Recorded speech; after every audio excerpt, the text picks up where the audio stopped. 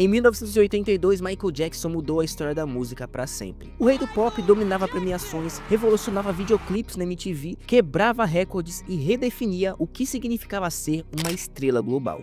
Mas existe um outro lado dessa fama que nem sempre é lembrado. Hollywood e a televisão começaram a transformar sua imagem em uma verdadeira piada. Fala assim, eu sou sua filha. Não, você não é não. Vem cá! A sua voz, aparência e polêmicas viraram roteiro. E aos poucos, um dos maiores astros da música passou a ser um dos artistas mais ridicularizados da cultura pop. Mas quando exatamente isso começou? Em que momento o maior astro da música mundial deixou de ser um ícone e passou a ser um dos alvos preferidos da indústria? É isso que nós vamos ver agora. Entre os anos 90 e uma parte dos anos 2000, começou a aparecer na mídia uma versão diferente de Michael Jackson. Michael não era mais apenas aquele artista genial dos palcos, ele tinha se tornado um personagem. Shows de stand-up passaram a usar seu nome como uma piada fácil, programas de TV exploravam trejeitos exagerados, talk shows, séries animadas começaram a retratar uma figura infantilizada, excêntrica, quase que desconectada da realidade. Até aqui no Brasil, os programas faziam sátiras com ele. Eu sei! É por isso que eu tô usando esse chapeuzinho vermelho, pra ver se aparece algum lobo, né? Lobo!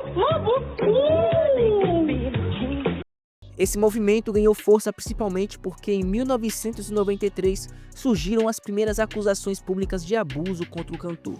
A cobertura midiática foi massiva e sensacionalista.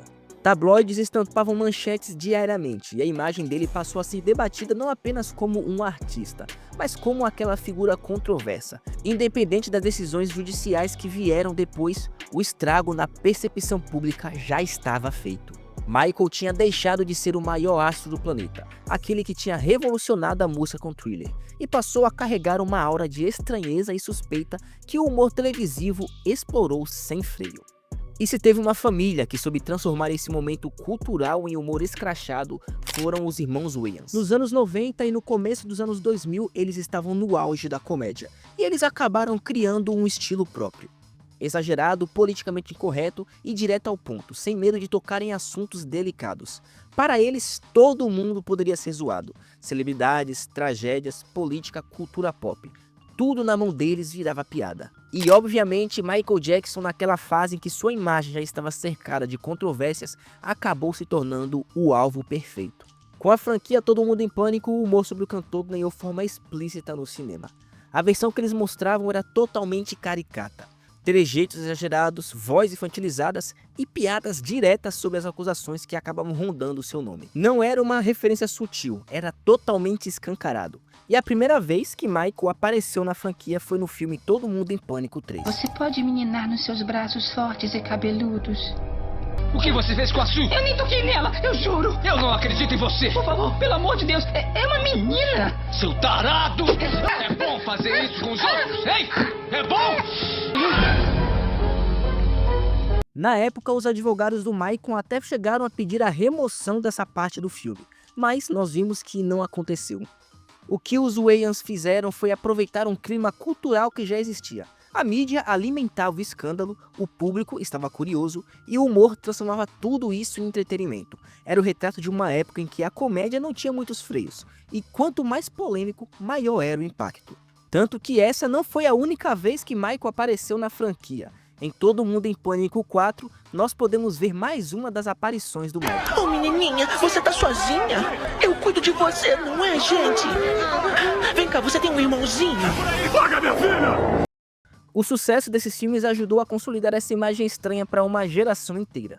Muita gente que cresceu nos anos 2000 teve como primeiro contato com o Michael daquela fase, justamente através dessas paródias. Algumas crianças tinham até medo dele. E ainda nessa onda de filmes, o filme Uma Comédia Nada Romântica, nós vemos mais uma vez uma paródia do Michael, onde ele tenta sequestrar uma criança. I'm working my way up. My family is totally controlling. They meddle in every aspect. It's just a little Jesus juice. Mas se o cinema já estava explorando essa versão caricata do Michael Jackson, os desenhos levaram isso para um nível ainda maior. Porque no universo dos desenhos, o exagero é a regra.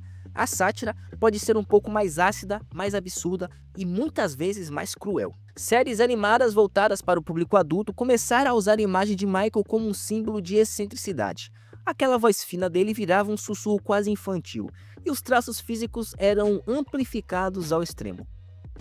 Em South Park, por exemplo, temos um episódio totalmente dedicado para ele. Ele foi retratado de uma forma totalmente satírica, explorando as polêmicas judiciais e a percepção pública construída pela mídia.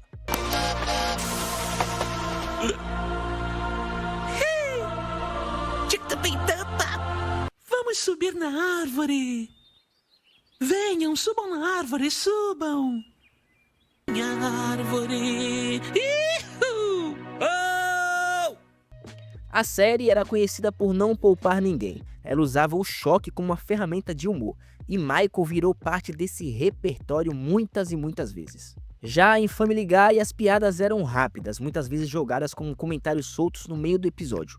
Bastava mencionar o nome dele para gerar uma referência automática às cirurgias plásticas, à voz e às acusações.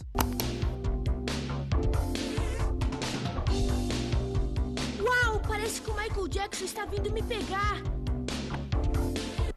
Mas se alguém pensa que essa caricatura ficou restrita só nos Estados Unidos, está totalmente enganado. Nos cinemas, filmes como Todo Mundo em Pânico já tinham transformado Michael em um personagem quase automático da comédia.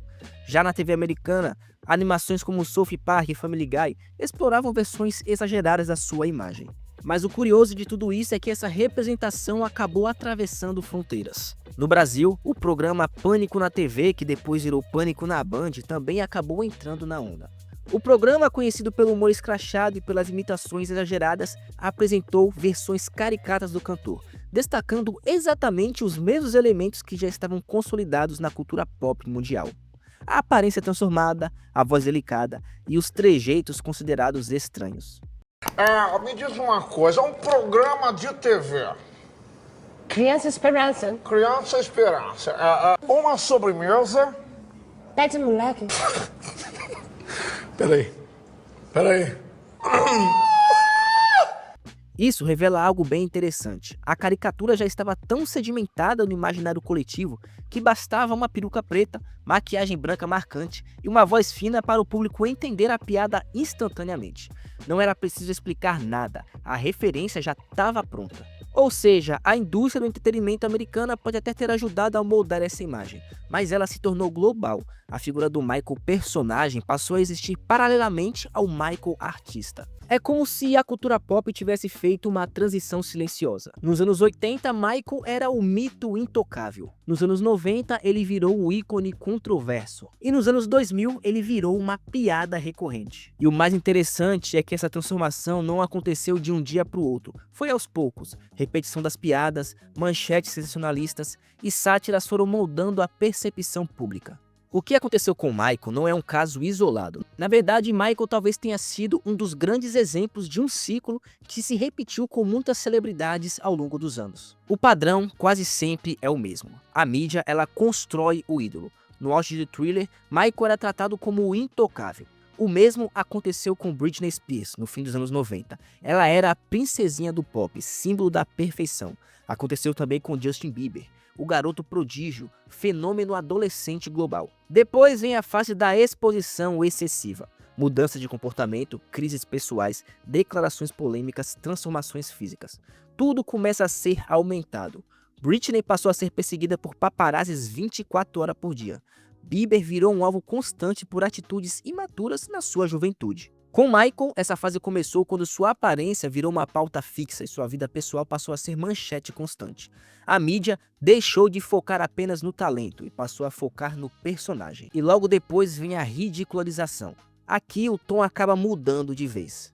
Piadas em premiações, esquetes em programas de humor, memes, paródias em filmes. Britney foi ridicularizada no auge da crise, lá em 2007. Já Justin virou uma piada recorrente em muitos talk shows. Michael talvez tenha vivido essa fase de forma ainda mais intensa nos anos 90 e 2000, quando a caricatura passou a competir com seu legado artístico. Mas anos depois acaba vindo a reavaliação. O público começa a questionar, será que pegamos pesados demais com ele? O movimento Free Britney mudou completamente a percepção sobre o que ela viveu. Justin Bieber passou de garoto problema para um artista maduro que enfrentou pressão absurda desde a sua adolescência.